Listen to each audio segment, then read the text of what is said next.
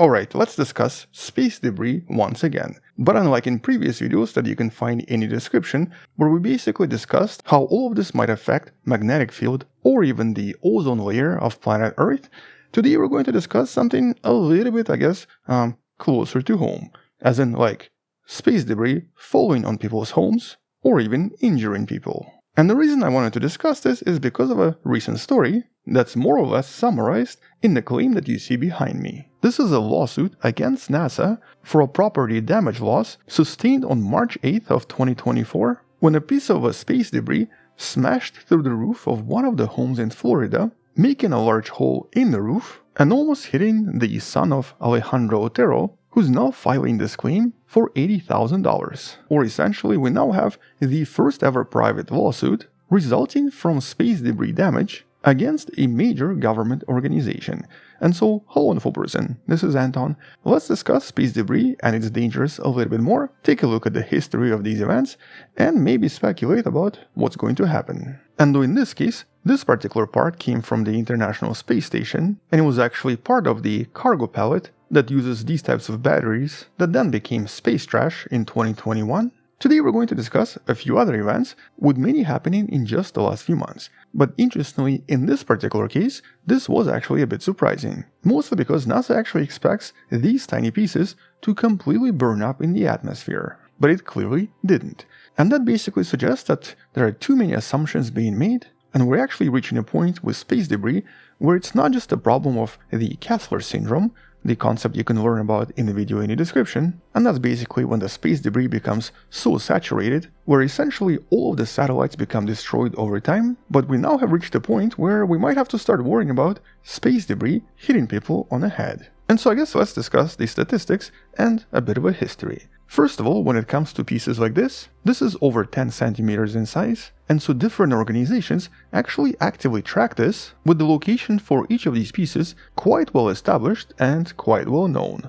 You can find some of the links in the description that show you some of these trackers. Here's one known as Astriograph by University of Texas. And on average, in the last 50 years, at least one large piece falls back to Earth every single day, but obviously in different locations. And though most of these pieces usually completely burn up in the atmosphere, potentially adding just a little bit to the total air pollution, as we've discussed in one of the previous videos, somewhere in the description, the larger pieces don't always completely burn up. And today we know that there are at least 30,000 individual artificial objects that are over 10 centimeters in size, constantly tracked, with many designated as space junk. And though there are obviously a lot more smaller pieces, millions and even billions of them, it's of course the larger pieces that could potentially re-enter Earth. But the pieces farther away are not really a big concern. Yet the pieces in the low Earth orbit are most likely going to re-enter within the next few years, and in theory could become a hazard on Earth. But even in terms of history, there are quite a lot of cases where things from space cause damage right here on Earth, even as far back as 1969.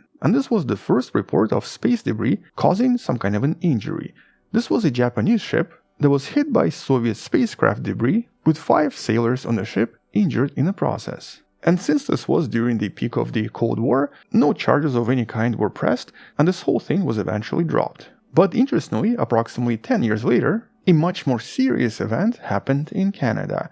Once again, Soviet Union, and this time a satellite known as Cosmos 954. A satellite that re-entered, disintegrating into little pieces, but also a satellite that, as you can see from this picture, contained a nuclear core, which essentially resulted in one of the biggest nuclear disasters in Canada, where tiny pieces of nuclear material were spread over northern Canada, very close to the region where I used to work when I was much younger, the Great Slave Lake. There's a city called Yellowknife that's famous for its mining industry, and that's where I basically ended up working right after college. But little did I know that I was actually working extremely close to the area where this nuclear disaster happened. And because this was such a huge event, this time Canada demanded Soviet Union to pay back for the damages, and eventually they did.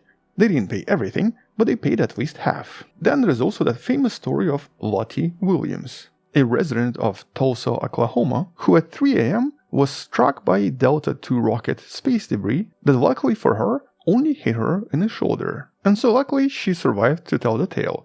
But yeah, getting hit by that looks pretty painful. And within just a few years, there was another story from China where a young Chinese boy playing under the tree was struck on the forehead by a relatively heavy 10-kilogram piece of aluminum. Luckily for him though, the injuries were minor and he was just left with a bruise. You can find some of these stories in the description below. But interestingly, just a few days ago, once again we get another video from China where more rocket debris is falling on some village somewhere, as has been regularly happening in the last few years. And with China launching more and more rockets, in the last few years they've now caused quite a few troubles for other countries as well. For example, a bunch of debris was discovered in various locations in India in 2022, and similarly in Indonesia and Malaysia a few months after that. And though so far everyone got lucky and no one got injured, it's basically now just a matter of time before one of these causes major damage somewhere on the ground. Which means that China, just like the Soviet Union back in the 60s and the 70s,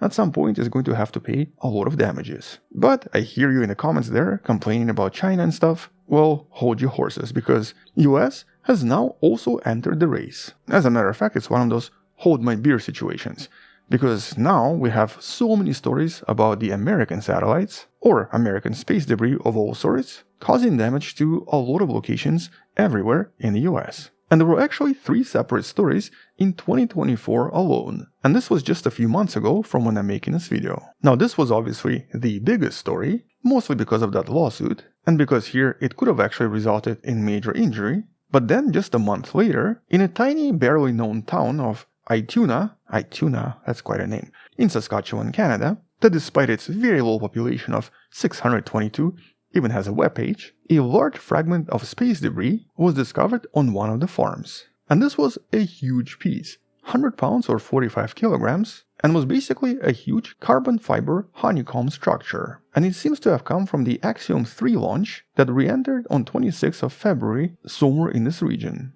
And this private mission, operated by Axiom Space, used the SpaceX's Dragon spacecraft to essentially bring astronauts to the International Space Station. But a piece of the spacecraft then landed in Canada. But I guess what's even stranger is that literally a month after that, on 21st of May, a separate fragment was discovered in North Carolina that was almost just as big and seemed to be from the SpaceX's Crew 7 Dragon spacecraft that splashed down on the same day the fragment was discovered. And this wasn't just one piece, there were several large pieces all over the place inside a camping ground.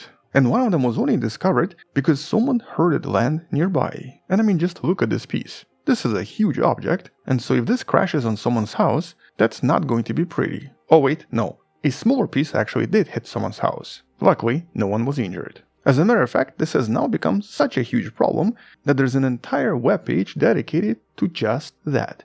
It's run by Paul Maley, and is basically a really long page dedicated to a lot of different space debris discovered in various countries, in various locations, and causing various types of damage. You can find the link for this in the description below. And so yeah, it's basically becoming a relatively big issue. Space debris is no longer an issue for just satellites or for even atmospheric pollution. It is now becoming an issue for, watch out, it's gonna hit you in the head. And so I guess the question is, so what now? Well, actually, because of this particular lawsuit, and because space debris is only going to become a much bigger problem in the future, the way NASA handles this is most likely going to lead to a dramatic shift for various space launches, specifically very strict regulations when it comes to satellite re-entry or any kind of space debris that's left behind. So basically, after the lawsuit, possibly in the next few months, we're most likely going to be hearing about mandatory redesigns of various launch vehicles in order to ensure that